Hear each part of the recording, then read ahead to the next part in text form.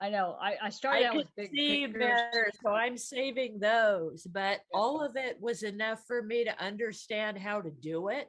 I'm not that great myself with tools and things, so I probably won't do it myself. Like I was saying, I might, have my handyman friend say, Yeah. look, can you do this for me? And Ladies, that. time out 1 second. We are now live. Happy Wine Wednesday, everyone. We were big shocker, having technical difficulties. I think this is the last week we're going to use Zoom because that's what the technical difficulties surrounded. I literally couldn't get into my own meeting. Everybody was waiting on me and I couldn't get in. So apologies we're so late. It's just open chat tonight. We'll probably be quick since we're so late, but I hope you're having a wonderful week, a wonderful Wednesday. I hope your seahorses are fabulous, and I need this Pinot Noir right now. Okay, Ray just jumped out. I don't know what's going on with him, but anyhow, Did we so if lose it's him? yeah, he might come back in. But if it's freezy or anything, guys, just know this is the last week that it should be. Anyhow, what they were talking about as we went live is that Cheryl, where is this posted? Tell me about what you ladies were talking about. Basically, I put together, because I've had several people ask me how to build the round nursery tub and put them together. Mm-hmm. And it's actually posted now in Seahorse Sources group because Dan was the one that first brought it to my attention and made the suggestions. And I mean, some of this stuff goes back to 2011, 2012. Right. And it's basically, I did try to do an explanation and illustration of how to build all the different pieces of putting together a circular nursery tub. Yep. And so it's posted in like the file section in Seahorse Sources group. It's in the file section, yes.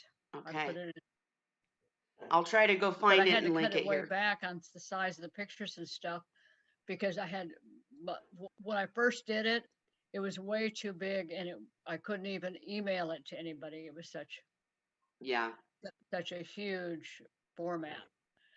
But it's one of those things, pictures will help people. You can take the pictures into Home Depot or Lowe's and say, I need these. Mm-hmm. Awesome. And Holly, you said you loved it. It's helping you already, right? Oh, absolutely. Yeah, I read it. I've been really busy lately. I don't have time to really actually do it right now, like I was telling Cheryl. But I read it and it was easy to understand. And it's something like she said, where I could take it to somebody that's like a plumber or an employee at the store and say, this is what I'm doing, this is what I need, and they'll be able to get it and and help me. And I could do it myself even by the directions if I was that confident with tools and things. And you have to understand, I use miter saws, I have several chainsaws, I have all kinds of tools here, which makes it easier for me. Even just drilling the tub, the system that I showed you in there with the drill bit and then the hole saw, that drill alone is several $100s. So I'm not sure it's practical for a lot of people. Yeah. And we have drills at my husband has the tools. I mean, we have the stuff to do it, but it's also to do it is probably a project that he doesn't want to take on when there's so many other projects getting ready for winter and stuff around here. So most likely though, I'll probably have somebody build it for me and kind of assist them along the way. But it made it easy enough the way you put it to where I think anybody really could do it following your direction. It's just one of those things. It's like right now, of course, I had Fry born a week ago and I had Fry born 3 weeks ago. So far, I've only lost 2. Which is awesome. And the little guys are now as big as the bigger guys, and they're growing like gangbusters. But that's what I put in the intro on it is when you set up a system like this, the food comes to the seahorses. The seahorses don't have to go to the food Mm. because it gives them a circular flow, and they just hold their position in the flow, and the food comes by. And it also keeps them from getting stuck in the surface tension in corners and on the top and all the other problems typically associated. And if you use a variable pump and the ball valves, basically you can adjust the flow Adjust it for them. to exactly the size that they are at any given point in time. I Yep. started working with this back in 2011 when I was working with engines and combs, which produce very tiny pelagic fry, and I was having terrible success. And Dan presented this to me. I started building them, and I went, "Holy moly!" My survival rate increased dramatically. And with Erectus, it's like just throw the food in, they'll eat it.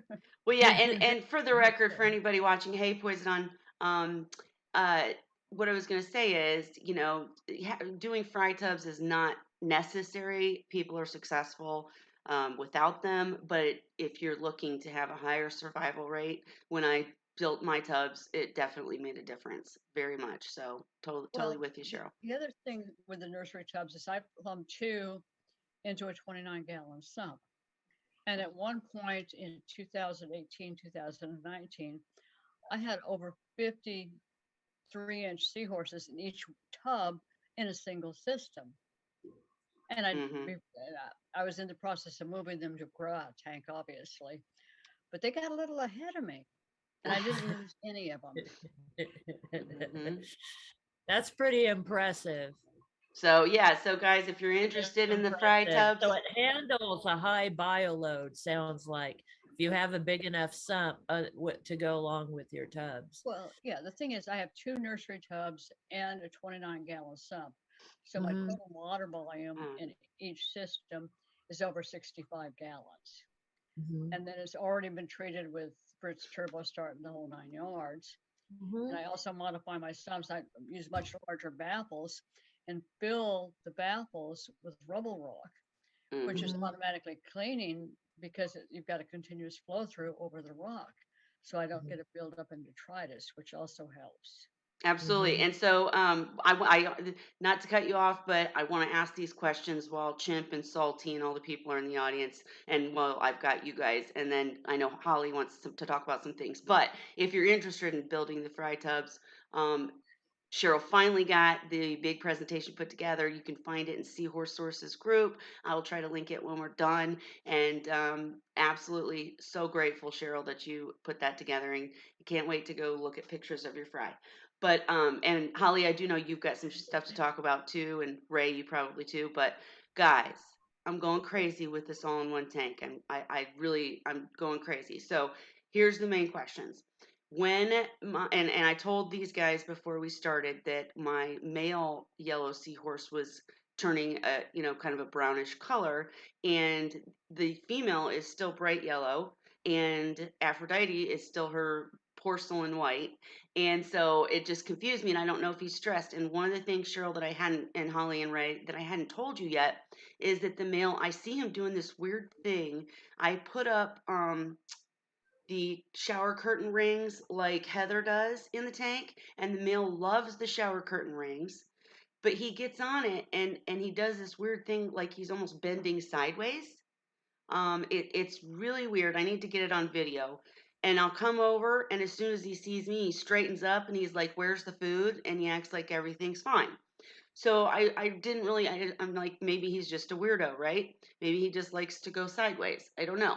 But I kind of thought, is he itching, right? Because he does it on the rock too, where it almost looks like he's scratching himself, but it's his side. It's not his gills. He's not flicking. You know, I know what that looks like. So he just seems to like bend sideways on his side on the rock. So, okay, so before you even answer me, here's what happened today. I woke up and the stinking all-in-one. If you guys have talked to me before about getting the auto top off, and I still haven't. I'm lazy. I just haven't gotten it done, right? And so I have to make sure that the water stays. I have to add water every day and make sure that it stays at the right. With this all-in-one, it's got to stay at the right level. Or what happened is I woke up this morning and it's sputtering out bubbles, right? Because the water's too low on the ends in the back where the pumps are. So I turn it off, and it took me time to make water. So here's the two things that I need you guys to help me with because then I'm going crazy. Number one, while the pumps were off and the tank just sat there, and the only thing I had going was my little internal filter that's filled with AquaChar and a spray bar, and I had it just going across the surface to keep surface agitation while I made this water. So the first thing I noticed is that once the flow is all off, I've got these little itty bitty teeny weeny. I don't even think, I mean, they're not copepods even. They're so small, little things crawling everywhere, right? I mean, everywhere, all over the glass, all over the bottom of the glass. And so I just started thinking, could they be bugging him? I mean, do you guys know what I'm talking about? Have you seen what I'm talking about with these itty bitty just glass crawlers? Okay. My first question, Kelly, is what is your specific gravity in that tank, right? One This morning when you had the low flow. 1.0, 2.1, I'd say. Okay, if it was 2.1, you should be okay. Right. The next question is what was your temperature in the tank? Because normally when they get that low, they tend to heat up. It was 69. Okay, so you were cool. What's your specific gravity normally? Because if you're low in water, Yeah, I mean, I'll be honest with you. I didn't even check the specific gravity until I had, gotten the water. I keep it at 1.021, so it probably was a little higher. I was just saying that because that's what I usually keep it at. But you're right, Ray. It probably was higher because it was low on water, so it might have been 0.23. I totally with Ray. Yeah, because if you lost that much water, your specific gravity Probably would went up. increase. And I have seen that happen before with seahorses. If the specific gravity drops, they darken in color and they become less modal. I hear you, and I will look at that. And Or I've if got it raises, so is it just the change in specific gravity that would cause that either higher or lower? it's just It stressful. can. Probably cause them to react. Yeah, the thing is too, if it goes higher, you're increasing the potential for a ciliate infection and ciliate proliferation, which brings in a whole new disaster for you to have to deal with. Which brings us back Normally- to wait, because I totally hear what you're saying, and trying to make a point for the audience. Specific gravity, and Dylan's is gonna smack me silly because he's the one that told me you got to have an auto top off on an all-in-one tank. You just can't pull it off without one. So I'm gonna get that done. I promise, guys, like tomorrow. But which brings us to Cheryl. You can't see ciliates, right? I mean, that's not what I'm seeing on the glass, right? They're microscopic protozoans. Okay. Yeah. So anybody in the Sounds audience, like anybody here, copepods. it sounds like it, but where the hell would they come from? I mean, I haven't added Well, do you copepods. have copepods in other tanks? Nope. No. Do you have a lot of copepods in any other tanks? Nope. Have you So added that's the anything- question. Can copepods just appear because, I mean, I thought copepods first too. That was what I initially thought. But I was like, Wouldn't think. again, where did they come from? And I mean, unless they can come in on frozen, because I haven't added any, nothing new, nothing anything. And when I get to the next question, please, all my salty friends in the audience, the next question's about salt. So I noticed these little creatures all over. And then I'm thinking that's why these guys won't eat off the floor, because they're on the floor too. And they probably don't want to eat them, Well, the thing is that larger seahorses are not going to eat copepods, first of all. But Right. I cleaned out a filter stock yesterday that I had put some amphipods into a nursery system. I had at least 1,000 brand new amphipods in my filter stock. And I pulled that out and had to move them to another tank. Mhm. copepods, amphipods can reproduce extremely rapidly, much faster than you could ever imagine.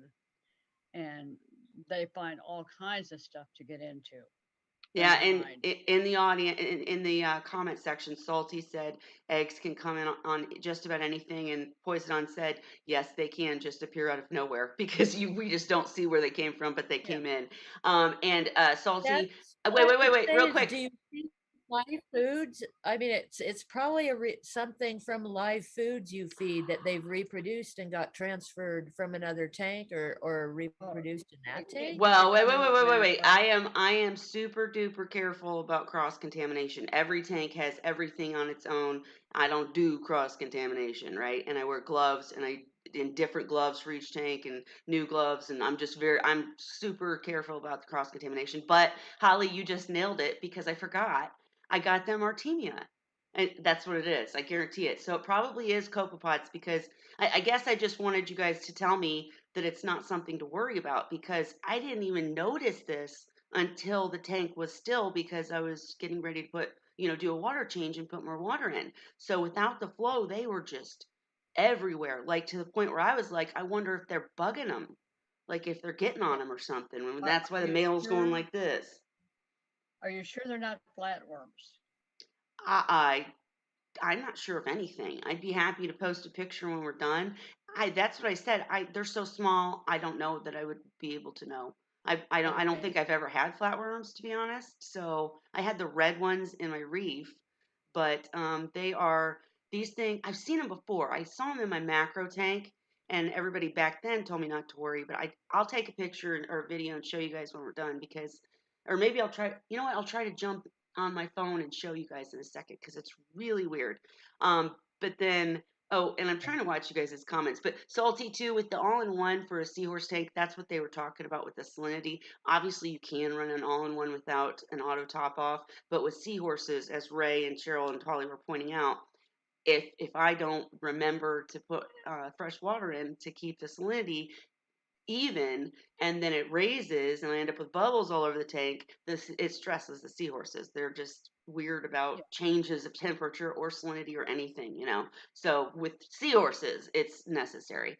Um, but then, okay, this might be related. So I'm going to ask the second question, and then I'll shut up and let you guys discuss, and I'll look at the comments.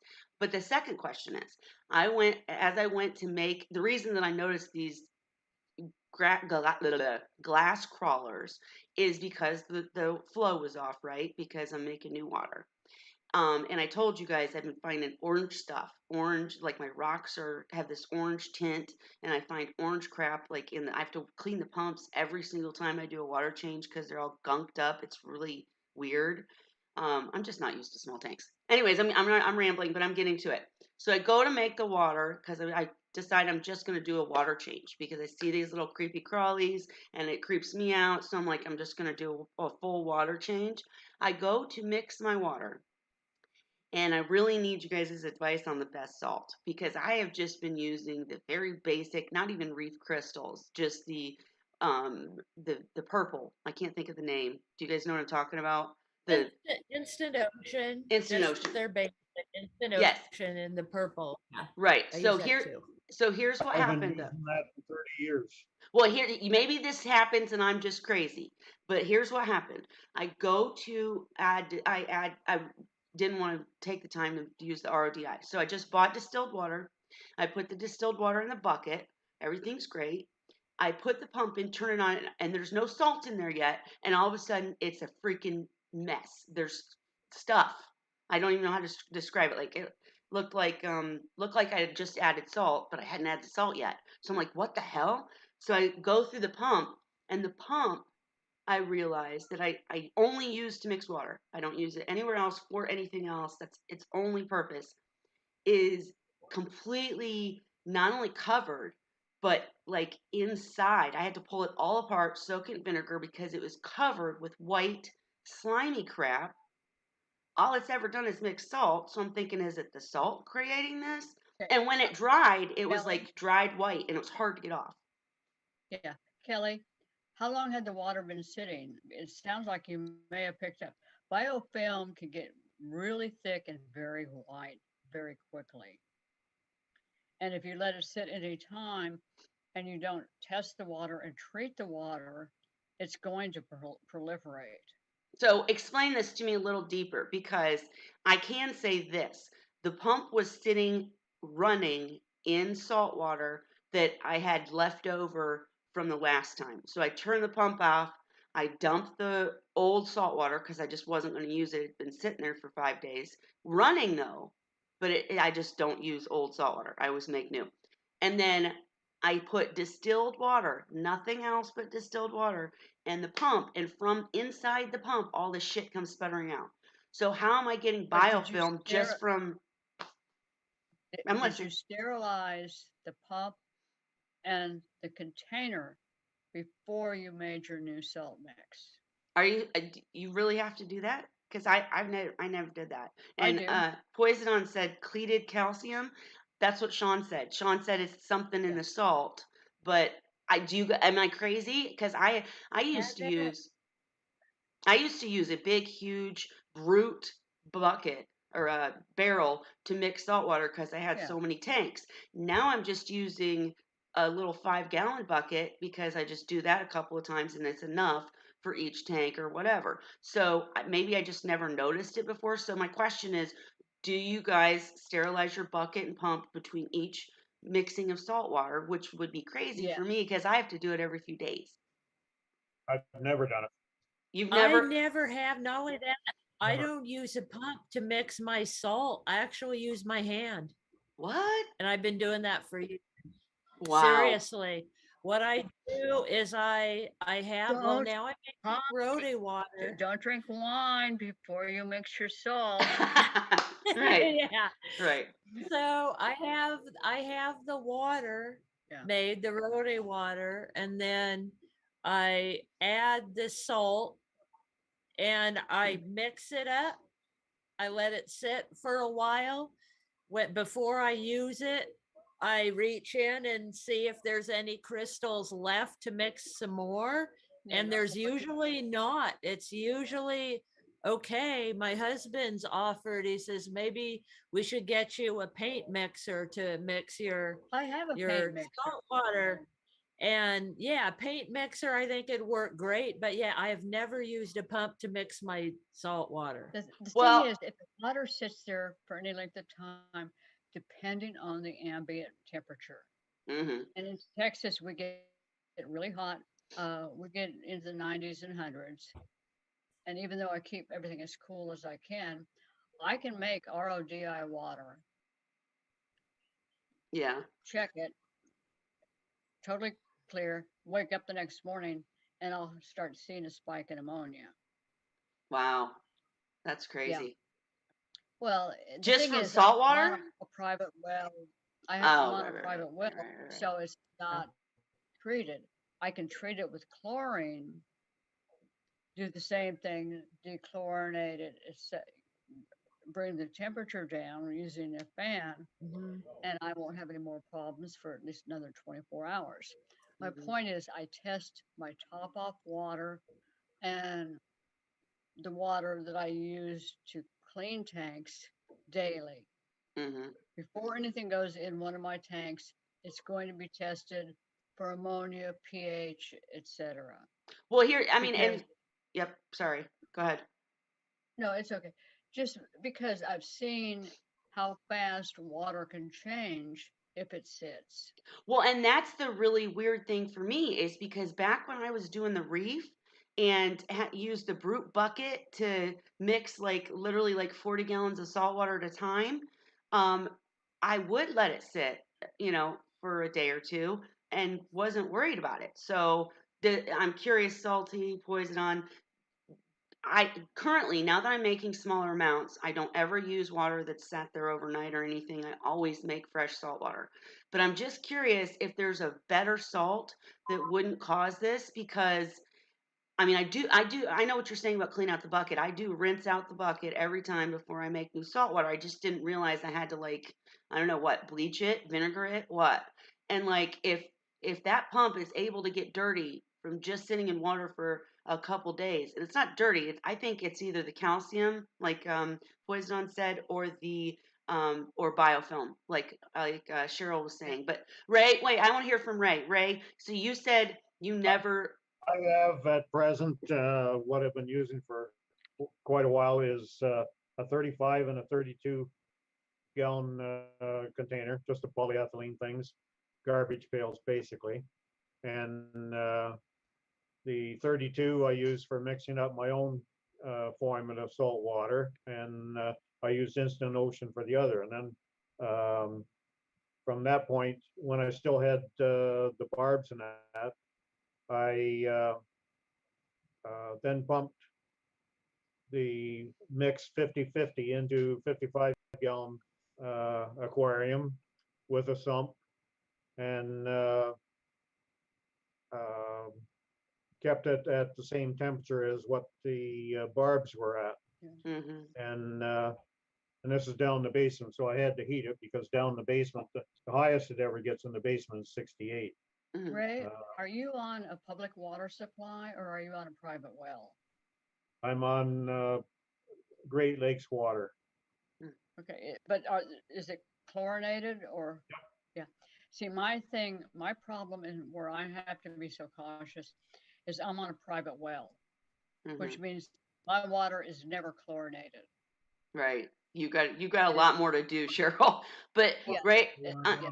That's a whole different world. Yep. So don't But listen to me. no, if you're we're on city water.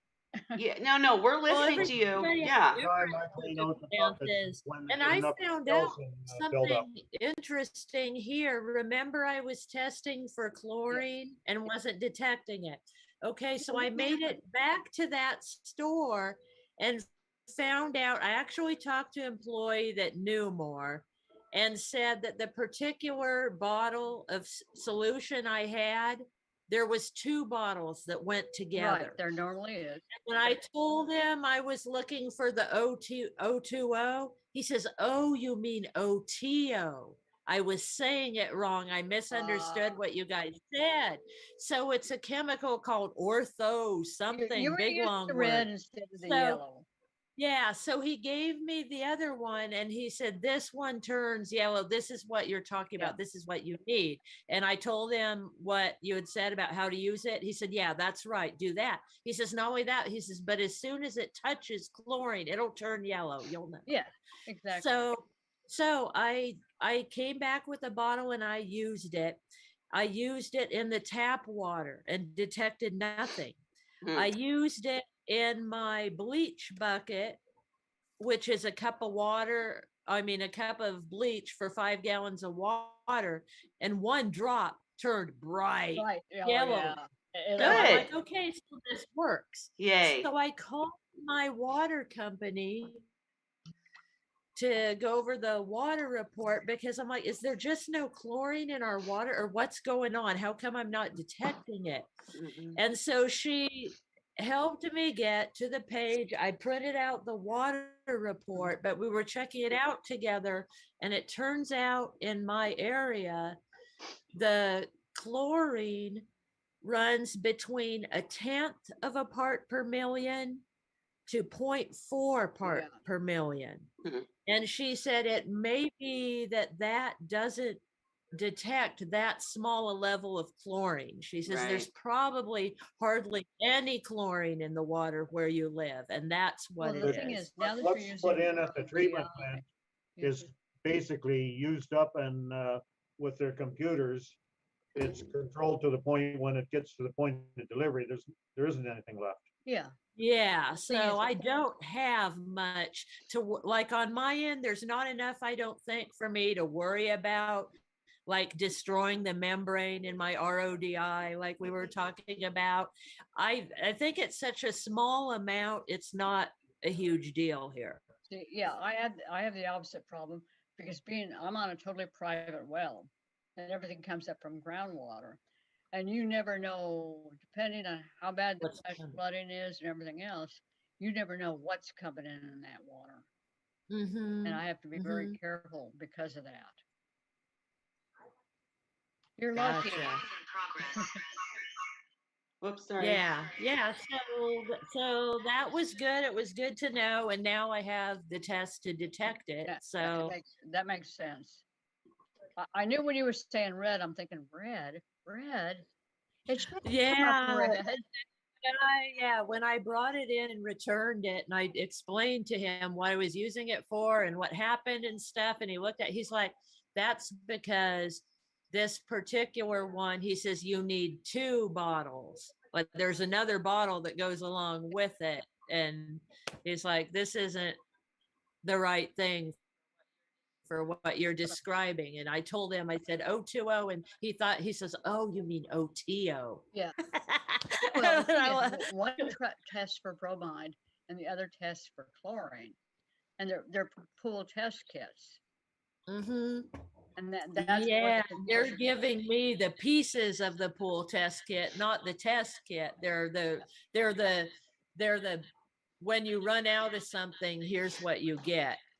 Exactly. So I think I was kind of confusing that salespeople don't know enough about what the actual chemicals are to give me the right thing, to know what I was talking about. Well, but one of the guys, I talked to the right person is the key. You do realize you're starting to sound like me, where people see me walking into a store and go, oh my God, here comes Cheryl again with her seahorses. Yeah, no, people around here call me the seahorse lady. We're gonna twin here. Yeah. By the way, I never did finish, but I don't clean out my buckets unless I get a big accumulation of precipitated calcium in the buckets. I rinse them for that, and that's it. Ray, wait. Sorry, I'm trying to do 2 things at once. Sorry, Ray, yeah. I only use medical background. My medical background. If it's got anything in it, if it's ever had anything in it, it's got to be sterilized before it's going anywhere near one of my seahorses. Sorry, Kelly. Sure. I didn't hear you. No, it's okay. It's hard because I'm on the phone and computer. But I was gonna say, and it's echoing back and driving me crazy. But so, do you think that's what I'm dealing with here? In fact, here you go. Here's I have mainly cleaned it, but let's see if I can find. Do you see that little bit of white? I'm not doing very good showing you. Okay. Well, I cleaned it too good. Do you see that white? Yeah. Or here you go. Okay, yeah. But and this is after I cleaned it, so it's I need to make it big. I don't know how Can to you make make it that big, or do you know? I can try to. Let me try Looks to. like a calcium deposit. Okay, well, what I'm going to do is I'm going to take that back to the computer. I'm going to see if I can show you the glass crawlers real quick, and then we'll get back to chatting. I don't know if I'm going to be able to show you. I have water in those buckets all the time. I have power heads in them running there all the time. And the only time I do anything with the power heads is sometimes the intake gets plugged up with the calcium. And I just unplugged that. But other than that, that's all I'm doing. All right, I think I'm going to have that I use, because in my display tank, I can't just pour water into it because of the way the hood's set up. I have to actually run a pump and pump the salt water in. And that pump, after I use it every time, I run it in a little plastic coffee container of hot water to clean the salt out, to keep it from seizing. And, if it dries out with salt in there, my husband told me that, because we've had fish pumps for a lot of years. He says, well, if you're using them in salt, it can cause the motor to seize when the salt solidifies in there. So after I run the little pump in salt water, I run it for a few minutes in just hot tap water to clear the salt out. Well, and that's all. The thing is, too, if you really want to clean them, vinegar, right? Yeah. And I use that 5% strength vinegar that you can buy that will clean those things in a heartbeat. It only takes 6 minutes to run through it. Then run through a freshwater dip, set them out to dry, and you're good to go. And it'll really increase your longevity with your pumps. I've got pumps here that I bought going on 17 years ago that I'm still using. Yeah, I'm thinking, I mean, I don't have now, but I mean, I'm thinking it's a good idea probably to have like two Yeah, of each, just so that, spread them out. I can clean one out and plug the other one back in, leave it to sit, like you said, to dry, run it through vinegar and clean it out. Cause Yeah. yeah, the good ones, they're not really cheap. And yeah, you just run them 24/7 for years. And Well, it's like my circulation pumps. I recently picked up another one because I'm so happy. The little pump cage that I built. Mm. I don't know if you saw it. yeah, Okay. I want some. Well, I bought another one and got it for $22 on Amazon, which is the CC. Uh-huh. Just got lucky on that. Ordered another one. So now I've got two ones that I can just swap out and clean them. Uh-oh. Sorry, guys. I'm Kelly's showing us something. There we go. Now we can see it's a little bigger now. Yeah. I was trying to show on the on my actual camera. It's not going too well, guys. And plus, frankly, this has already been cleaned, so it's, you can't really see it. You can see it on the side, but not very well, and it's kind of freezing. So, anyways, I just wondered, Ray, if you think that that's calcium. Well, there's no way I can tell from looking at it. Could be Yeah. dried salt for all I know. Well, and I was going to say too that obviously I didn't do a very good job showing you guys the little glass Okay, crawler, now so I'll do that later. Yeah. I'll take videos and post them later and tag you guys and ask. But I'm sure you're probably right. Once Holly said, I know I'm jumping around, sorry, but once Holly said, I bet you it's copepods, and they probably came in on the feed. Now I think you guys are right. And with the salt, I appreciate all the comments that you guys gave saying red sea salt or Fritz. I'm going to try some of them, but is there any that you've just noticed don't have that much deposit or leftover or whatever? Because it was so weird. The reason that I wasn't sure that it was calcium, like Poison mentioned and Ray mentioned, is because when it precipitates out, will be brownish. Yeah. okay, well, it wasn't brown. This was white. And the weird part was, maybe it is biofilm, I don't know. But the weird part was,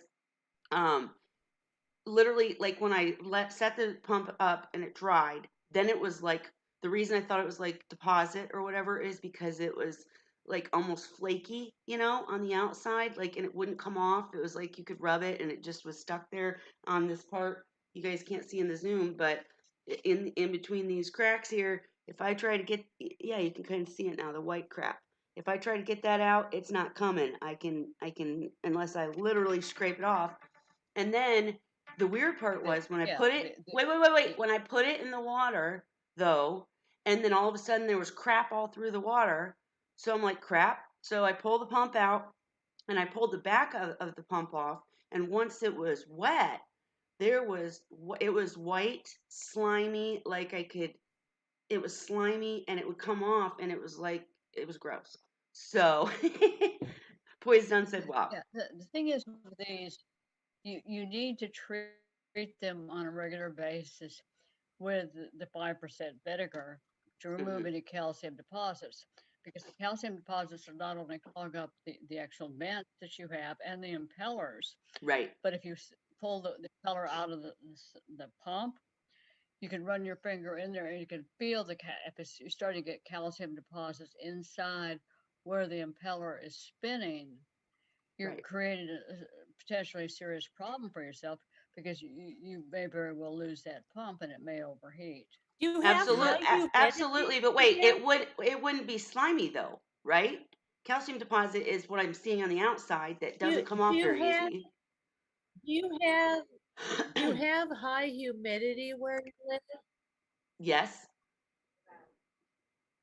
I think that might be part of it, is that if it's not, after you clean it or whatever, if it's not drying all the way, I mean, that might be some kind of like mold type issue. Yeah. And wait. it might be like, if it's not drying all way, like in between, What do you mean it's that not may be drying all the part way? of it. What do you mean it's not drying all the way? I don't The understand. pump itself, like, okay, so let's say you clean it, right? Or it's wet, you're using it, you're cleaning it, whatever, and then you just leave it sitting out Yeah, between uses or whatever. If it's not fully drying, it it's is. allowing No, things to grow. it is fully drying though. Does When it I get said, completely dry inside? yes, absolutely gets completely dry. What I was saying about the wet part, what was weird, I was describing the white stuff. If I take the pump out, yes, it Yeah. dries completely. Yeah, it dries completely. What I was saying is, Okay. when the pump was dry, the outside was covered with this white stuff. I wish I wouldn't have cleaned it off now. I should have taken a picture. But it was Uh-huh. covered with white stuff that reminded me of calcium deposit, right? Because it was dusty. When it was dry, it was like dusty, but it didn't really want to come off. But what was weird is after I cleaned the whole outside off and then I put it back into water thinking it was clean, then the water was filled with gunk. And I'm like, what the hell? And so I took the back off the pump and this white slimy stuff, maybe because I had gotten it wet again, but it came right off, but it was slimy and white and gross. So, Chimp isn't my salt. Am I just nuts? Am I Yeah. losing it? No, I don't I know. don't know. The only thing that explains slimy to me is that it didn't dry all the way and there was stuff Maybe. inside there growing, perhaps. Right, but And if what you're that's the saying, case, and I thought the humidity thing, and that's why with maybe it needs to be dried a different way. Like, I don't know, like put it in this, like I live in a dry climate, so it's different here. Mhm. But I remember visiting New York years ago when the air was so wet, you could not get dry after a shower. You would always feel like your skin was wet. And I'm wondering if in areas of high humidity, if maybe the inside of the pump's not drying all the way, like a blow dryer to dry it off might kill maybe, that. maybe, and That's I'm all I could think of. I mean, well, I have no clue other than that. and Chimp said, that's a good thought is mold or whatever. And I'll look at it, but I just have never seen it's white. It's not green, it's not brown. That's I don't know. I'll Mhm. take pictures next time. My problem is I didn't take pictures. And the part that The thing is, what but mold. wait, let me finish this. Let me finish the sentence. So we always talk over each other and I do it the worst. I'm sorry guys. But so when I just hope I am describing it right, and I will take your advice and look at that and see if that's it. But it's not that bad in this house. We have central air and heat, and it's Indiana. I don't know if anybody is associated with Indiana, but it's not like so moist. I hate that word. But anyways, when I'm saying that I found the wet, slimy, gunky stuff in the back of the pump, this is after I had put it back into water so it was wet again. Does that make sense? So I just wanted to, I mean, it could be, I guess, mold.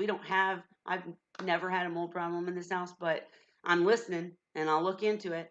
I should have taken pictures. I'm Well, really not mad. even necessarily a mold, but something that grows in moist Yeah. environments. Because I mean, there could be all kinds of bacterias or whatever. I mean, I'm not a scientific mind enough to know, but I do know that usually when you're talking about something slimy, that Mhm. has to do with wet conditions. Yeah. Right. And No, if it was I'm not disagreeing. dry, you probably wouldn't have a slimy feel Slimy to means it. bacteria to me. Yeah. The thing is with Bacteria. mold. Anyway, I'm gonna sign off here. I'm gonna go feed the seahorses and Okay, Ray. Hey, then thanks for do all some your. other things that I want to get. Hey, thank you for coming. Yeah. We'll And talk to you again. yeah, when I post it, I'll send it to you too. But have a good night. Sorry it took so long. Okay. Good Okay. night, Take care Ray. of yourself, Ray. And guys, ladies, you can't see the comments, but Chimp is saying that the mold he had to deal with was white, but it came off pretty easily. Poison said it's not mold, bacteria, yes. Yeah. I'm gonna take better pictures Mold should because just brush off. Right, and but he doesn't just brush off for sure. And the weirdest part, but I really appreciate all your suggestions, guys, because I mean, obviously, I don't know. You're helping me with all your suggestions. And what I will, the weirdest part though, and this is why I'm saying I'll be able to probably do a video tonight. You see how clean it is right now. It's still got the stuff in the cracks, but I cleaned it really good, vinegar and all, and the vinegar didn't take the stuff in the cracks out, which is weird. And I'm telling you, after making water twice in this 5-gallon bucket, it'll probably have it on it again. So something's going on. I really thought it was the Which salt, which vinegar, just Kelly? regular, Kelly, which vinegar were you using? just There's a regular. difference between the vinegar, white vinegar that you buy to make salad dressing with, Okay. and a commercial type vinegar that is a much higher percentage and much more caustic in terms of removing things like calcium deposits. So there's Mm. more than one type of vinegar, and this may be Oh. where you're running into a problem. Well, Now, I've Kelly, always Ke- used not, the same not Kelly, vinegar, but anyways, go ahead. Holly, is that a Yes. red bat on your window? Yes. Happy Halloween. We're getting all Halloweenified around here. Love love it. Well, I do love it too. And I'll just say, Yeah. Seriously, Salty, I think AquaClear said they wanted to jump in.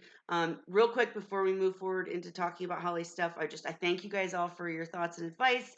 And when I get the video, I'll make sure to, try to tag it here too, in the comments, so you guys can maybe let me know what the heck's going on. I will try a different salt, and I will definitely get the ATO on there, just so I don't have to worry about the salinity crap. And if I can get a video of the glass crawlers, I will, I want you guys' advice. I'll try to tag it here. But I did want to make sure that we had time, because I've been yapping this whole time. Holly had some stuff you wanted to talk about, right? Oh, wait. Holly, before you start, I'm sorry. God, I just cut you off again. You But, can remember. We'll hey, see if I can remember them all. okay, well, hang on. What I did want to say though also is that I got Holly was one of the winners at the Seahorse and Pipefish event at Macna, and she won some merchandise, and I did get that ordered, Holly, just to let you know. And if you won a prize and have not heard from me, it's probably you said because I can't. last week. I know, but I'm having trouble reaching out to these people. Like, I'm not able to reach them to get them their prize. And I know AquaClear donated product to both events, and I think I got a hold of one of the winners, but the other one I haven't. So if your name was drawn, or you've heard me try to reach out to you, please get back to me, because we want to get you your prizes. All right, now I'm zipping it. Let's hear from Holly. What's Kelly, going on with Holly? Go ahead, Cheryl. Kelly, Okay, hold real on. quick. Anything If that's I not can claimed, remember. anything that's not claimed from Macna, send them to me. Okay. I'll figure out some way to use them. All right, Cheryl. All right. So I have a thing going on. Okay. So Scrappy Doo is pregnant, probably Oh. due on Friday. I had a bacteria bloom in the grow out tank, and I had one of my He's getting a outlets. population explosion. Yeah, one of while I was cleaning tanks today, I lost one of my power centers, the GFC whatever thing burned up. Oh. And for my display tank while I was cleaning the grow out tank. Oh shit. So just a heads up, those things are very important when you're keeping aquarium, especially saltwater tanks. And yeah, so it did its job, but the living room was full of smoke. The tank, I opened the hood on the tank and smoke came pouring out, and all the seahorses were fine. Oh, but shit. all the power went down that was plugged into that power strip. And I didn't know what it was at first. When I came in there, I heard a noise, and then there was smoke. Yeah. and everything works fine. We tested everything, and what happened was the I can't think of the name of it right now, but surge protector. The surge protector Surge went out, protection. and that's what it's Yeah. for. The thing is, there's two different things that you have to deal with electricity. One is your basic circuit breaker, which goes off when there's a sudden increase, like a light, Uh-huh. like a lightning strike, and it'll blow the breakers. When electricity comes in contact with water, water diffuses electricity. So all of a sudden you're getting a draw of electricity that's disappearing. And that's where your GFCIs, ground fault circuit interrupters, come into play. Is they are specifically designed to do the exact opposite of a circuit breaker, and that they cut the power when there's drain or loss of electricity. And it's something a lot of people don't realize. I personally have GFCIs and circuit breakers on every circuit in this house for that reason. And it's something, and I know more than one person that has lost a tank or lost. I have a friend many years ago that lost his house and Oh my almost lost God. his daughter Mhm. because he didn't have a GFCI. He got a short, it got water on the system. It started pulling off, and before his daughter knew it, the house burst into flames. Holy shit. Yeah, and so I'm an advocate of using both the GFCIs and the circuit breakers if you're going to keep saltwater tanks on every outlet in your system, because you never know when you're going to go, oh, let me plug this in here. Right. And Okay, stupid.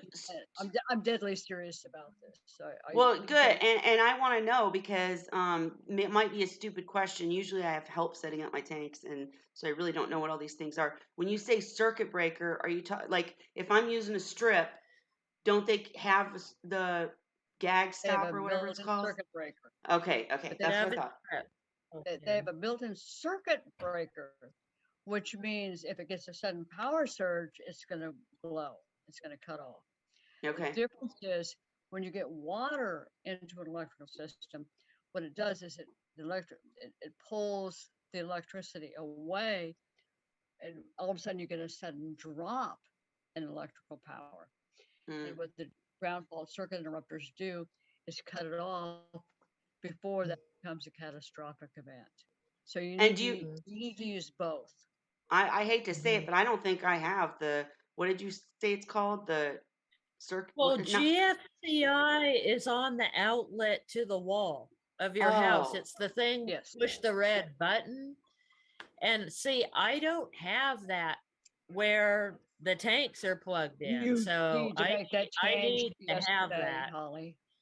And thankfully, my mother-in-law is an electrician, so I'll have to talk to her about seeing if we can do that. But I use like these, power things and that's what this thing is fried. That's working off of a breaker. That's not working off of a GFCI. And that's why you ran it. I know more. And so I don't know if, there must have been a drop of water on a plug-in or something, because I checked it. Nothing was wet. There's no moisture anywhere. It was not wet at all when I went. It could have been but there could have been a tiny drop on the plug when I plugged something in. Who knows? It could have been a drop you put on it. It could have something that started, a drip popped out last night. Yeah. That did. If you don't have the GFCIs in conjunction with your tanks, you're risking losing everything. And Cheryl, but what I'm asking though, because I've heard the reefing people talk about this before too. Can't you buy a GFCI or whatever, or is it just on your? I'm a little bit confused. I know the reef people have talked about something you have to get that will cut it off if there's any kind of electricity surge. And I've had this happen in my bedroom. In my bedroom tank, I all of a sudden started smelling burning. There was no smoke or anything, but I started smelling it, and I happened to realize that it was a smaller Yep. tank, the piebald tank, and it was one of the strips, and it was like burning up inside itself, and thank God I was home and smelled it Yeah. because. Mhm. So what is the thing you can buy to prevent that? Because Okay, a circuit breaker, basically, what they do is they cut the power when there's a sudden power surge. and that's the A ground little fault interrupter circuit cuts the power when there's a sudden drawn power, i.e. electricity coming in contact with water. and that But is already in the so strip, right? no, the thing No. is No, GFCIs are GFCI is different. surge the basic plugins that we use that we plug into the walls and hook up everything against, those will work off the circuit breaker. They have no GFCI capabilities. And as such, you have to basically go in and switch out your electrical outlets on your house to establish a GFCI. And Mm. quite frankly, uh, I almost caught my one bedroom on fire when I had exactly the same thing happen. Fortunately, I caught it early. I was able to cut all the power and everything. And I'm going back years ago. But a dear friend of mine, his daughter was home from school alone. Mm. Water got uh, basically on the electrical system. The house burst into flames, Mm. and she grabbed the dogs and got herself out. Thank the Lord. Thank the Lord. And it's one of those things. Uh, the other thing is with the GFCI, if you get a draw like that, if you go in to grab, like if you have a fan, if you got one of those cute little fans that you can sit on the edge of your tank and you knock one in, guess what? You've got a major issue. The Mm-hmm. difference is if you reach it and grab it at that point, if you've got a GFCI, you're not going to get knocked across the room on your backside. Well, that's what I was asking. And And I'm, That's Salty, why wait, you wait, wait, wait, wait, put wait, them in wait, wait, like wait, your wait, wait. bathroom.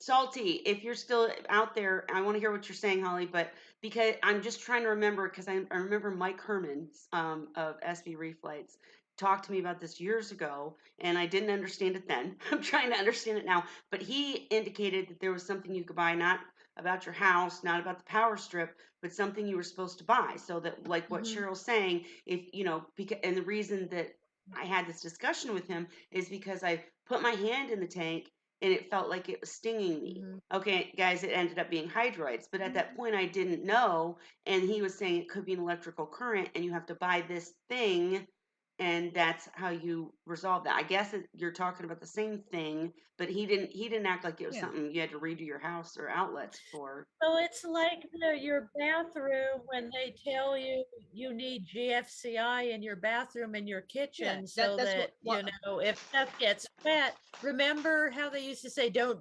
blow dry your hair in the bathtub, because if you drop the blow dryer in the Right. bathtub, it electrocute you. It's, it's that, it's the water, and yeah. salt water Well, is very highly Conductive. conductive of Right, right. electricity. So and the thing is, Well, here we go, most guys. You guys just need to give me a link of what I need to buy. most That's homes it. anymore That's it. require Go ahead, yeah, Cheryl. Sorry. they require GFCIs in the the kitchen and bathroom. GFCI, it trips the circuit, so it shuts off the outlet, so there's no more electricity flowing back and Exactly. forth. So how do I know if I have it? So I think, Cheryl, what you're saying is like this is not stopping the electricity I suspect, flow, right? And that was not not water on it. I suspect it may have been a malfunction of the of this, basically of your system. Yeah, okay. because if it had been a GFCI issue, it should have cut off before you got any kind of electrical shock on it. And just Gotcha. Well, and what I mean, I was out of the room, so what I noticed was crackling oh, sound, scary. smoke, and I Mm-mm. went in there, and everything that had been plugged into Yeah. this was no longer working. So the pumps were down, but the aquarium lights were on because they weren't Yeah, plugged it into sounds like this. you've got, So everything wait, was thank plugged God into this, nothing. and we tested yeah, sounds like you've each got an thing overload on the individually. system. I plugged in. I put Okay, in okay, you guys, I plugged in another surge protector and tried everything, and everything worked, but this. Well, I'm thankful that nothing got electrocuted. The seahorses, not you, not whatever. And I didn't mean to interrupt. It's just when we're all talking, it gets really. Hopefully, it's not in the video, but in my end, it's like and we all go crazy. But thank God nothing got electrocuted. And Salty said that Mike Herman was talking about a ground probe, which is different than a GFCI. So my main question is, how do I know if my house is GFCI'd? Or if I need to worry about it. Your outlet has a button on it that you press. Like I have them in my kitchen, like, and once in a while, if I plug in an appliance that's too powerful, it'll blow it, and you have to push the reset button on your outlet. Basically, what happens is the GFCI, when all of a sudden, when electricity hits water, it diffuses I get it. the electricity. So you get I totally some get it. I'm drop just saying. in electrical. Yeah. I totally get it. But if I don't think my house has that, because I don't have reset buttons on any of my plugins. So then do I need a Then probe? you need to get. Yeah, you you would need to have redo them on your wall outlet. The- It'd be I on don't. your wall outlet, and there's two buttons. There's like a red and a yellow. And what happens is all of a sudden you Oh. don't get any electricity out of that outlet, and you have to push the button. I really do If you understand don't how they have work. that, Wait, then wait. you don't have GFCI. Wait. And so wait. There- Wait. So what I'm saying is, thank you. I get what they do. That makes sense to me now, and now I understand. And I realized I do have it in the bathroom because if I plug in the hair blow dryer and it doesn't Yes, work, I there gotta you hit go. reset. So, Exactly. but if Yeah. I have it in the bathroom, they're normally in exactly it. in bathrooms. and time kitchens. out. So if it's So not what in, Cheryl's saying is we should have them everywhere we plug in our fish tanks. Yes. and if I we do- don't, yeah, then I- what I- do you I- do? If I don't, what do we do? Get them. You run like hell when your house Then you catches get on them. fire.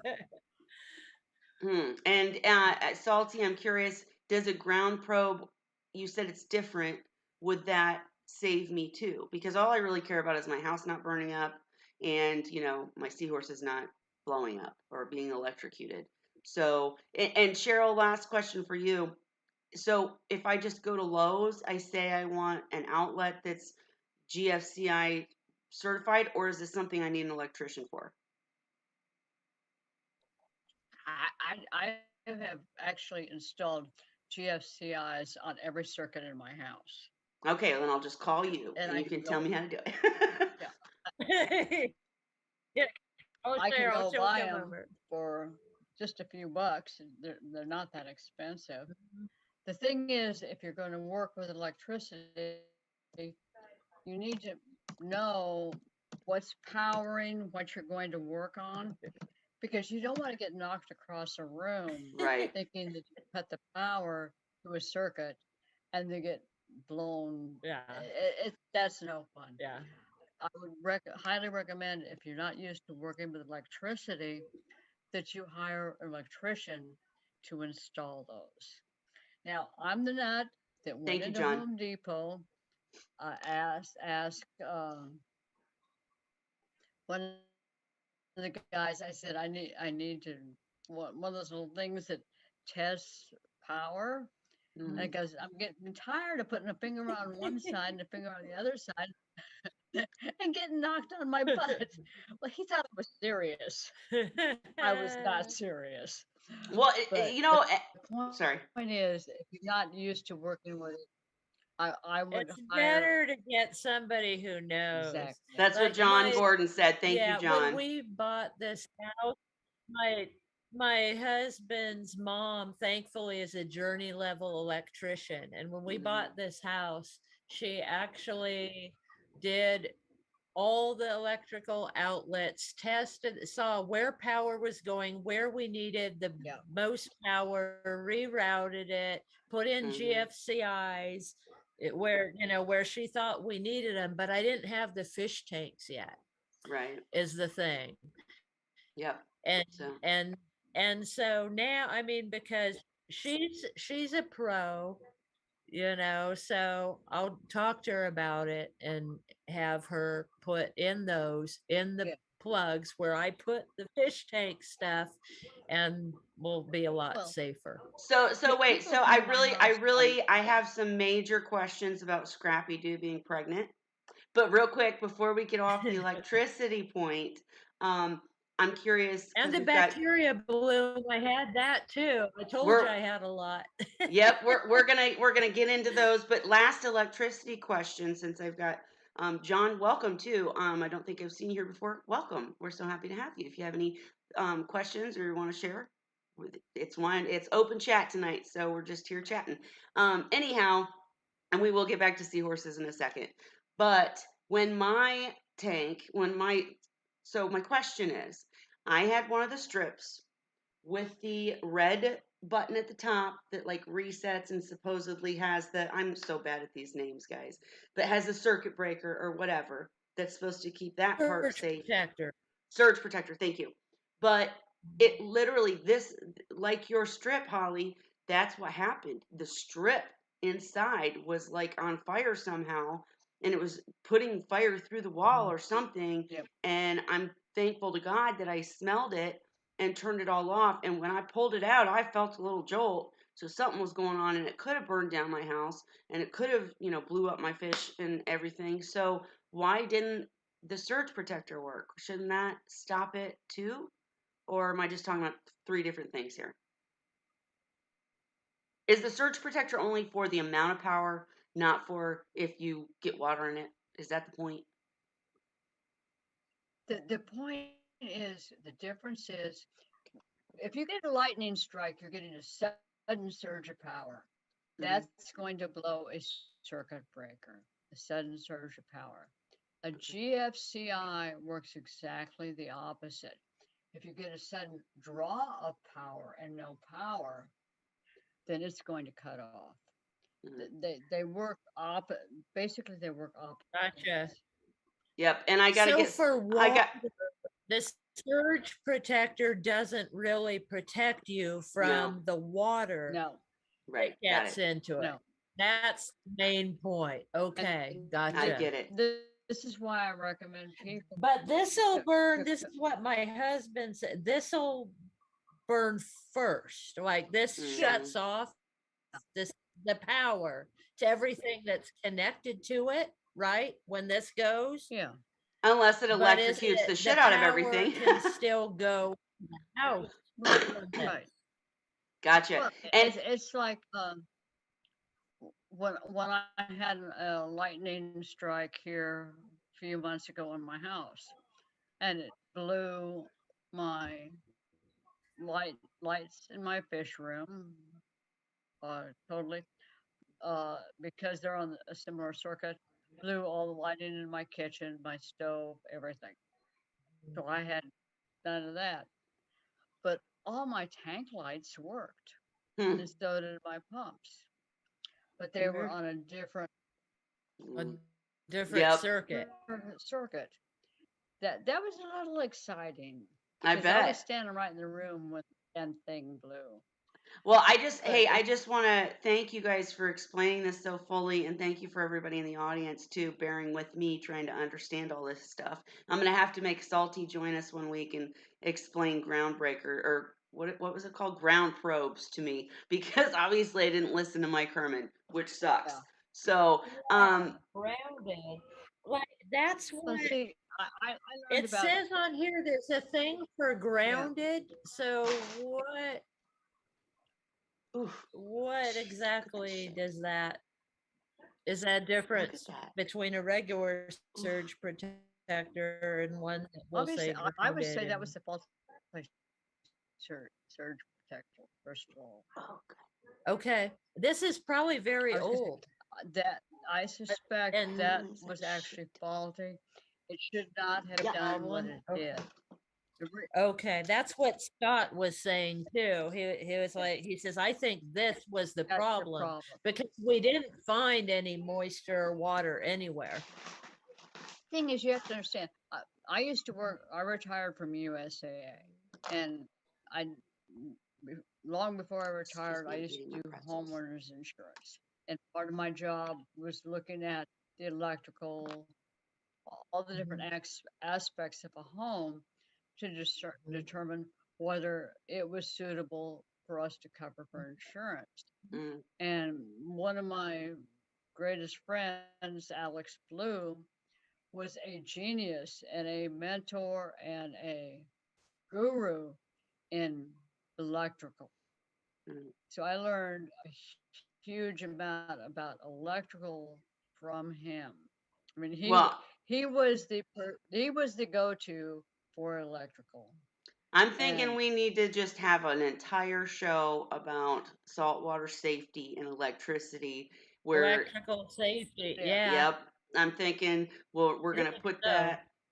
And I don't mean to jump around, but it's like I'm already a glass in, so I want to remember this electricity stuff. So we're gonna have to talk about it again for sure. But I just Holly, yeah. Scrappy Doo, I need to feed babies. You got Yeah. babies. go feed You Yeah. gotta babies. see the diapers on them. Oh man, Cheryl, I wish you could get on your phone and show us right now. It'd be so cool.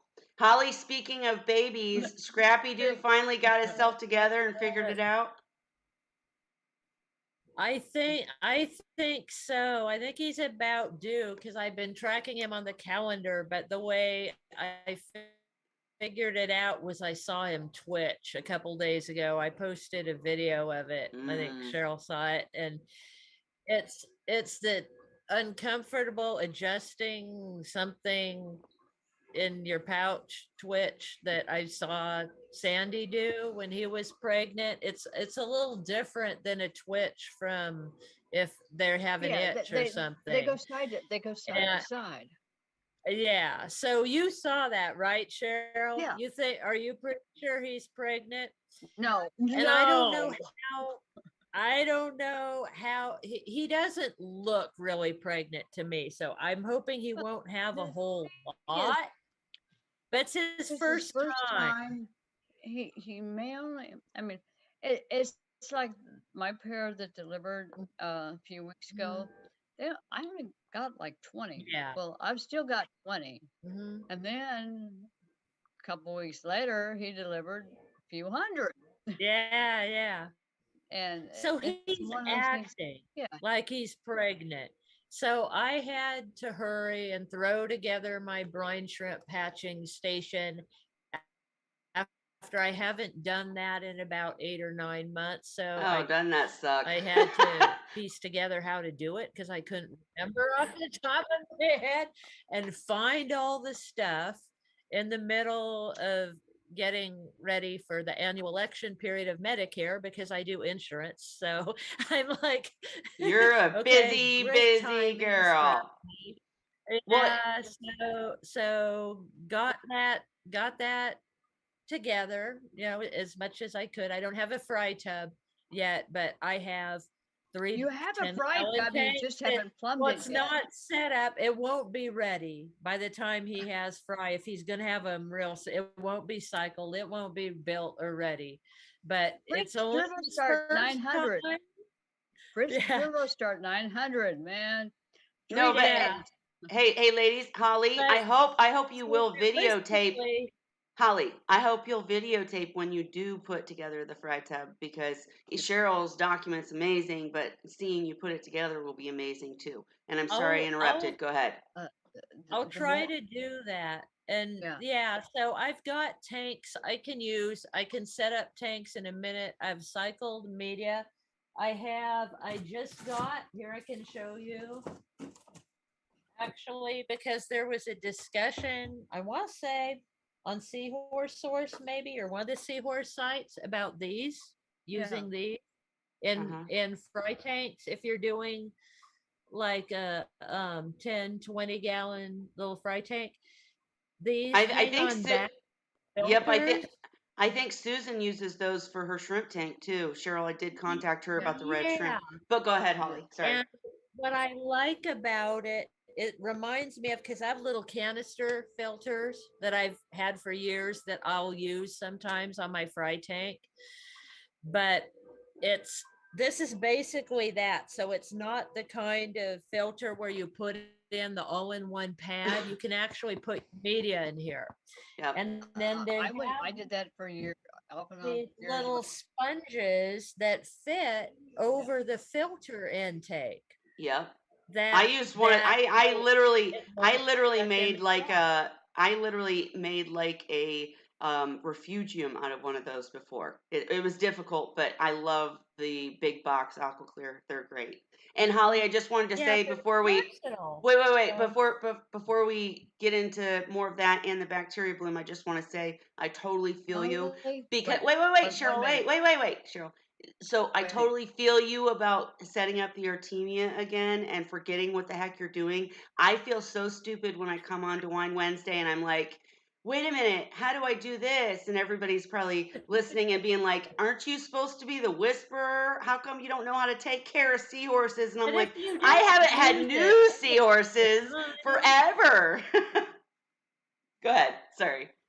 The thing is, if you don't use it all the time, there's precise measurements and things. And I remember the basic gist of it, but I don't remember that it's 1 2/3 tablespoons of salt for a liter of water, and then a half a teaspoon of brine shrimp eggs.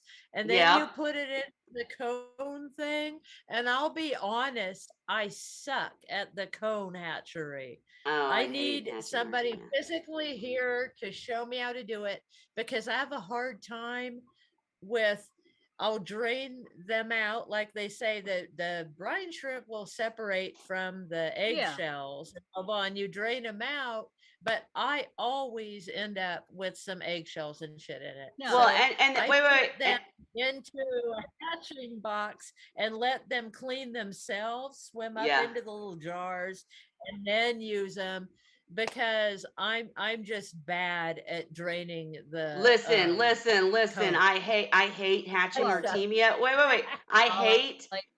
Cheryl, I hate hatching. Hang on, guys. We all talk at the same time. I hate hatching Artemia, and that's why when I go in December to see Dan, whether he's ready or not, he is going to show me the entire process, and I'm going to videotape it. We might even do a live Wine Wednesday or something where he shows us the peroxide, how to really do it the right way if you want. But I've always been told that shells aren't going to be a big deal. Go ahead, Cheryl. You've been trying to talk forever. Okay. Holly, I used a little jacket that was my grandson's when he was really tiny. I put, excuse me, I put it over the cone. The only light is at the bottom, and I light that up with a small flashlight. I've done that. Then I kick back, and I wait until all the unhatched or all the shells go there. They go to the top. And then I just drain off the good stuff. Yeah, but Cheryl, we don't like when you tell us how easy it is for you, because you're freaking amazing, and we can't do it. Go ahead, Holly. Sorry. All right. Here's part of my issue is because, all right, a lot of it has to do with the lighting. Like she said, like put the light underneath them. Okay. So in my hatching area, they have a heat lamp above them. So they're drawn to the top. Lamps. I'd have to turn it off, move them somewhere else, put a flashlight under them, which I used to do. But that was just more of a pain in the butt. And then what I do now, well, I shut off the air for 10 minutes. And they do kind of tend to go towards the bottom. But you know what I've noticed, and I guess because I'm so concerned about animal welfare in general, I've noticed that because I have a valve on the bottom of my hatching cones, when I drain it, there's always some of them that are caught in the ring around the valve that didn't get through. And I feel bad, like I'm killing them if I pour them out. So I always have to add water back in and rinse them out. Are you using the round circular hatchers or are you using cones? What's Are that? you using the round circular hatchers or the cones? I actually use the cones, Mhm. and I have the circular hatchers, which I love. That's what I use to tell me the brine shrimp's ready, because I'll start one at the same time I start a cone. And when I see them in the little basket, I'm like, okay, the brine shrimp are hatched because they're all in the same area. But I get a lot of them from the round hatchery. Oh, And then what I use to separate, I empty my cones into the box hatcheries with the pill bottle on Yeah. top Mhm. where they can swim up into it. And so I do that. I leave that so they swim up into a little bottle of water and clean themselves. And then I dump them into the fish bowl where I enrich them. Yeah. So they kind of go through a process themselves. And I have done the, like, yeah, they're attracted to the light. So you draw them and then you get to siphon them off and stuff. But I always feel like there's ones left I'm not getting, or You're always going to so, miss some. yeah. Absolutely. It's not, there's no way to do it 100%. I can guarantee. Yeah. I- So I there's- use the boxes and the cones and Yeah. the round thing. The Yeah, round and you hatcheries guys work great. By the way. You guys After would be 17 you years, guys it's would be like- totally amazed by my hatchery. It's a 2-liter bottle inverted. That's how I do hatchery. Yeah, But I have seen that. yeah, well, Hey guys, I need to go feed kiddos. okay, Feed the Since hungry it's fine. babies. go. Thank you And- for coming, Cheryl. Sorry we were all interrupting each other. Next week we're Yeah. going to try something other than Zoom, so we can maybe be all on the same, not freezing and stuff. But we appreciate you coming. Well, thank you, and I hope the stuff that I put out there on the nursery tubs helps others. I It really will, do. and I will try to tag that when Sure we're it done, will. guys. I think it's great. Yeah, and don't forget there's tons of documents that Cheryl and Dan and everybody have put together on Seahorse Sources group. I always say this and I forget, but tonight I'm not going to forget. I will put a link when we're done, because if you're seeing us on Twitter or on YouTube and you're not on Facebook, man, that group is the place to go for Seahorse advice. But thank you, Cheryl. Well, I wish a lot of people would still actually go back to seahorse.org. Yeah. And pull up Mhm. some of the old files, because there's still a tremendous amount of valuable information there. Mhm. And so Mhm. many people are like getting in a hurry, Right. but there's so much more behind raising these creatures. Mhm. Mhm. We'll see. Time will tell. There's a lot Yep. of wonderful people coming Yep. into this hobby that are very Mhm. serious. Mhm. And And don't I forget, really guys. appreciate it.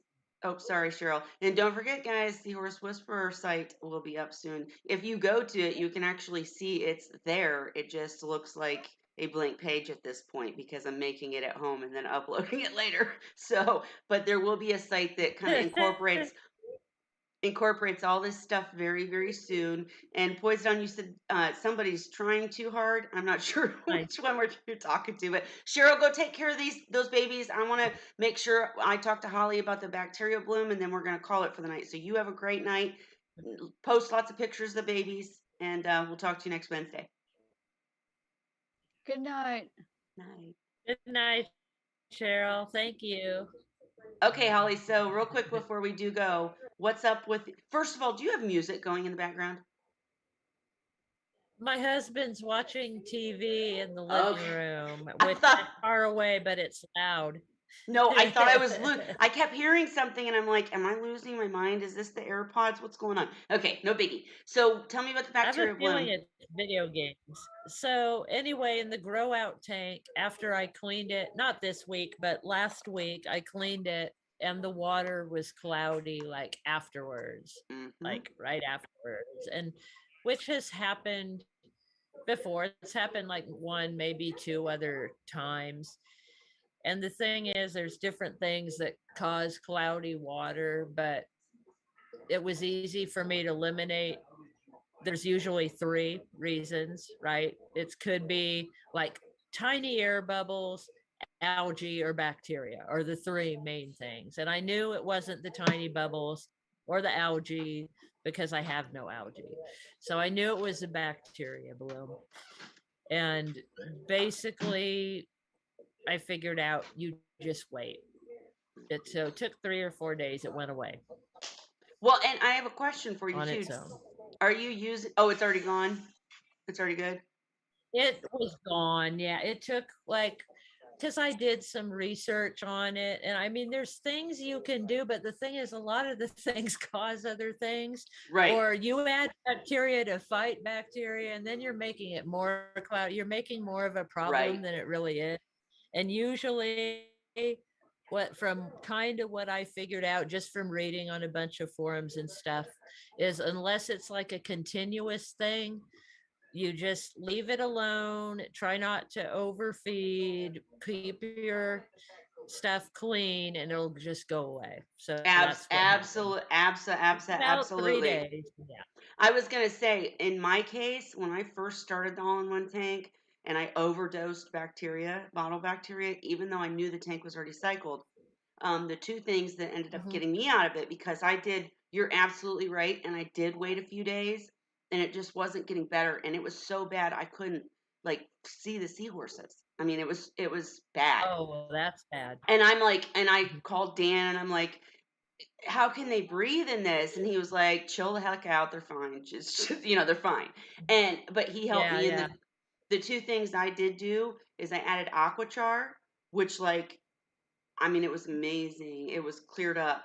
And then the other Mhm. thing is when I had another issue with bacterial bloom in another tank is peroxide. But I totally agree with you. The first thing to do is just wait and leave it alone and see, if it clears itself up, because that's the best way to handle it. So good job. Good job. Yeah. And I have AquaChar in there actually. And I mean, the thing was for me, I'm thinking is that so when I'm doing my weekly tank cleaning, I wipe down all the surfaces, right? Because in this tank, there's no sand, it's bare bottom, it's all acrylic tank. So I've got my magic eraser and I'm wiping down everything. And there's probably like a coating of bacteria growth, right? On all Yep. the surfaces. So when I wipe them down, I'm not getting rid of all the water in the system. So I'm setting loose some of that bacteria that I've Yep. wiped down is now free floating in the water, and it's going to go boom and just Start explode. So I multiplying. think Absolutely. that's No, you're right. probably what happened. And then the only thing, I read basically is it's not too dangerous. It can use up extra oxygen in the water. Right. So they said you might want to add more oxygen, somehow more aeration to your water. But I already run like a wave maker. And so I'm like, there's plenty of oxygen in the tank. They're going to be okay. And the seahorses weren't bothered by it. Like you were, Yeah. they're like We're acting freaking out. normal. They're So whatever. fine. So yeah. Yeah. So I'm like, No, I okay, mean, let good it job. go. And gradually the water just sort of cleared up a little bit at a time over 3 days till it was not an issue anymore. Yep. And I will say Is too, all. I'm glad you brought this up on the channel in case anybody sees or watches this. And I see Poison's giving some good tips in the comments too. But yeah, the biggest mistake you can do is start doing more water changes. I'm not scientific enough to really comprehend it, but you're right. First of Mhm. all, my all-in-one has no sand, and I wipe we tell people you need to wipe every side, every glass, when you do your water changes, but you're right, it's letting things out. And then when you do, it's curious to me because I do have more bacterial problems in tanks without sand, just like you were describing. I think you did a great job. But if you try to do more water changes, it's almost like it's feeding it, like more minerals from the salt are being added or something, and that bloom will get worse and worse. So totally love that you brought it up, and just, leave it alone. If it doesn't go away within a few days, then you can look at peroxide or other things. But an aeration is a good point too.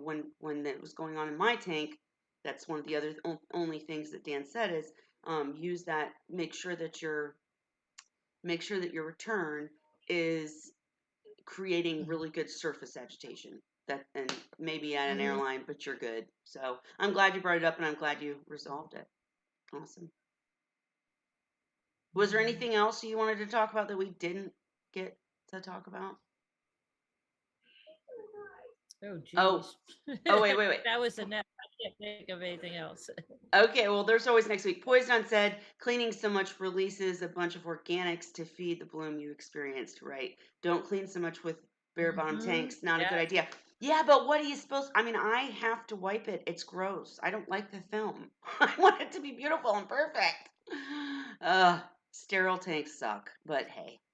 Well, in the Anyways, seahorses, I think you need to, because they're so prone to bacterial infections, that I right. think wiping down their surfaces is important. And the decorations in that tank, in the grow out tank, they're all fake stuff. So they go into the bleach bucket, not all of them at once, but I'll leave them a few to hang on to while I'm cleaning. But a lot of stuff goes into the bleach bucket once a week to get sterilized, for that reason. Absolutely. Salty said, haha, put the seahorses in QT and start the tank over. Use sand and cure your rock. Salty, it depends on what you want. I can't wait to see your tank set up. I can't wait. And Poison said the ocean is not clean to begin with. Right.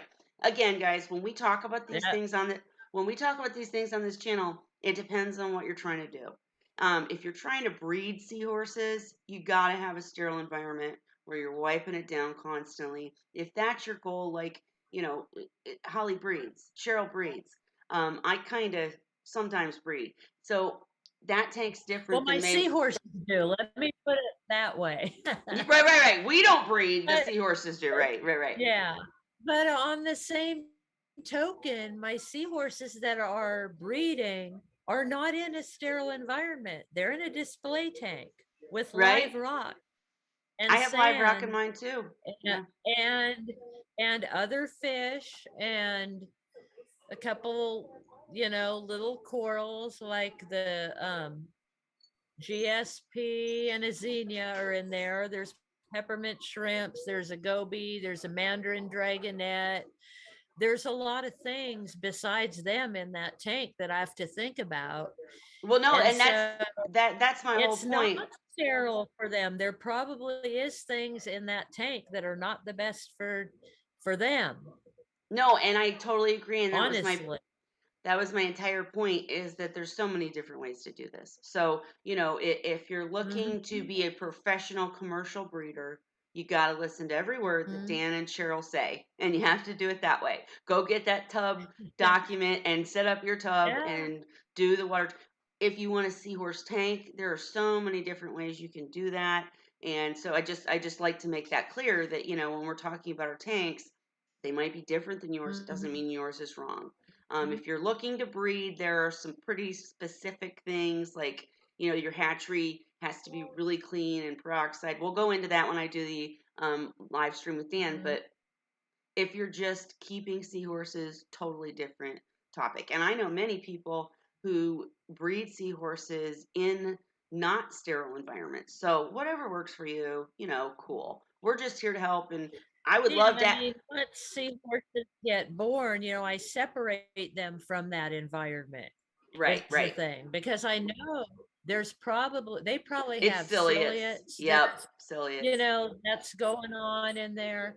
So once the babies are born, I treat them for that. I get them away from that environment. And then that's why the grow out tank is so sterile with no sand, Mhm. no, Mhm. it's to protect them from all those things that their parents are honestly not protected from. They don't need to be. Right, exactly. But And I was gonna say, I think it'd be really cool. I've got all these ideas now. We're having an electricity week, and I think we should have a week where we get Dan, Cheryl, you, Heather, Mhm. maybe Susan, a lot of the commercial and small time breeders together to talk about how they do things differently. I think that'd be awesome, to show the real range of things and not just say you have to do it this way. So I'm gonna work on that one too. But and yes, Salty, I'll work on the curing episode too. Gotta get an answer from our friend. But okay, listen, I am gonna call it because it's 10:10. We've been going. I know we started late, but I'm gotta go. So Holly, thank you for sharing so much this week. And if there is anything you didn't get to share, we can always touch on it next week. But say goodbye, and I'll talk to you in a second offline. The wine's gone, guys. Once the wine's gone, it's over. But say bye, Ollie. Cheers. Good night.